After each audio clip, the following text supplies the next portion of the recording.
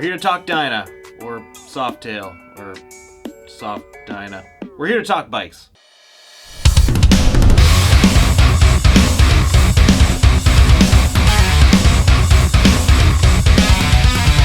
What is up, you guys? As you can see, I am still stuck in the office. The vlogs will be back again soon, I promise. I got all my work done before midnight for a change today, so I figured I'd make a little video and weigh in on this topic that I'm sure most of you have seen floating around social media. And I'm going to try my best to make sure I stand on both sides of the fence on this thing. Yes, you read the title correctly. Harley Davidson has killed the Dyna. Who can say where the road goes?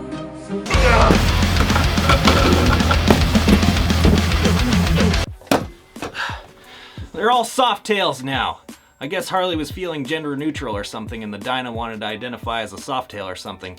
Way to go, Jenner Davidson. First, let me just say, they are all ugly as hell. I know most Harleys are ugly stock, but this is next level.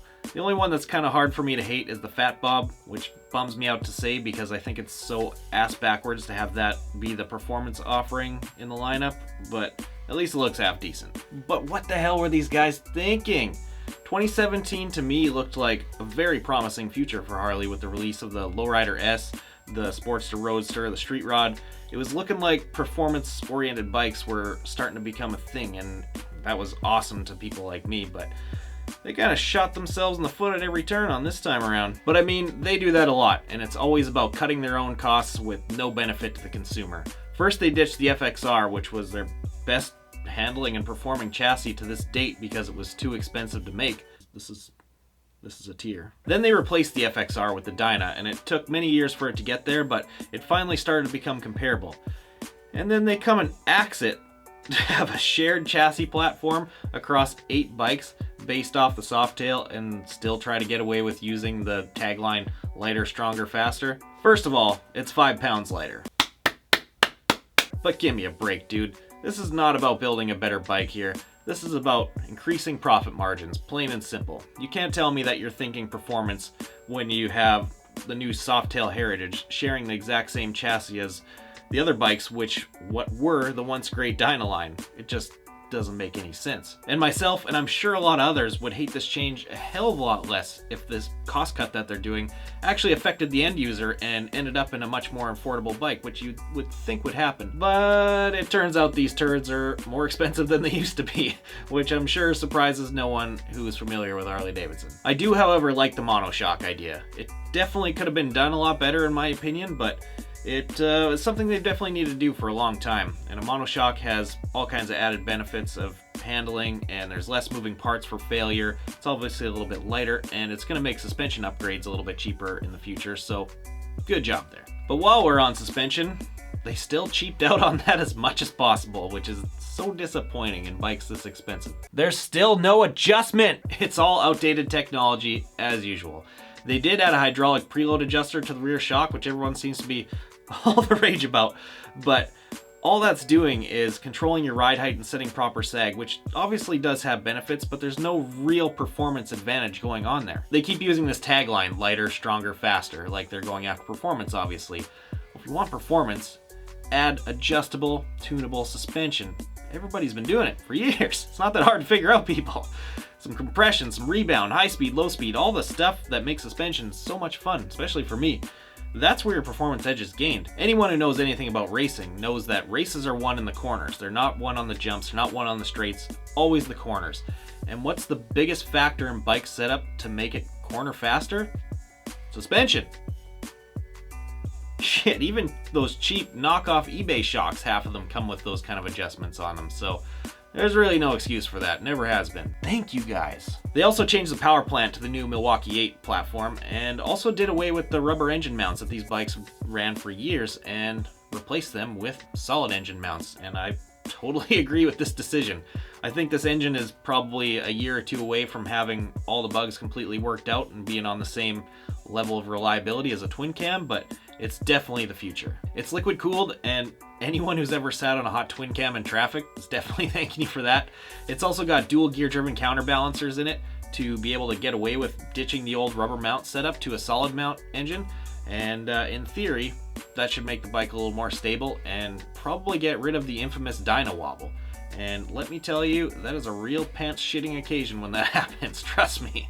Also, by ditching the rubber mount engine and not having all that engine shake going on, which Harleys are definitely known for, it means that the frame, tank, all the other parts around it are able to be tighter into the engine now and essentially make a little bit more of a compact package. And something else I kind of thought of about this is that maybe, just maybe, it's gonna help Harley wheelie guys like myself from breaking engine cases all the time like we do. Just a theory, but time will tell on that one. They added some pretty slick digital gauges and LED lighting to the bikes now, which is definitely cool, but that's something that every other manufacturer has done 10 or even more years ago, so I was having a pretty good laugh when they were making a big deal about that during the live reveals. They were also pretty pumped to announce that they added a USB port.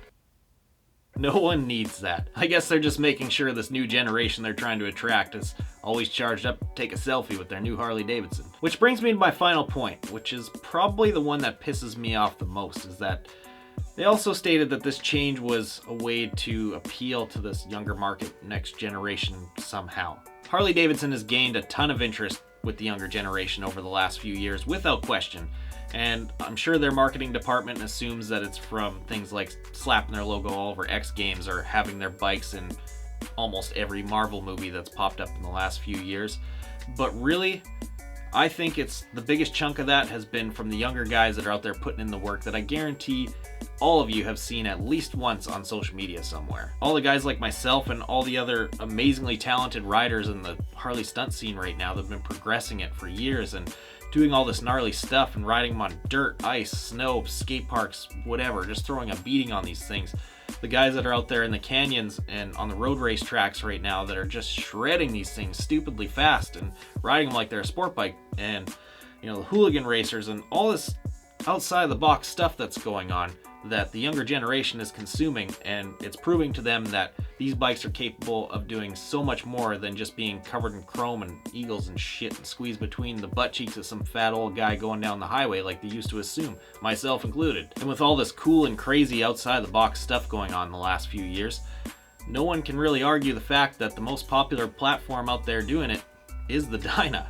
And to take that away from the future generation is a total step in the wrong direction and totally alienates them, in my opinion. But only time will tell.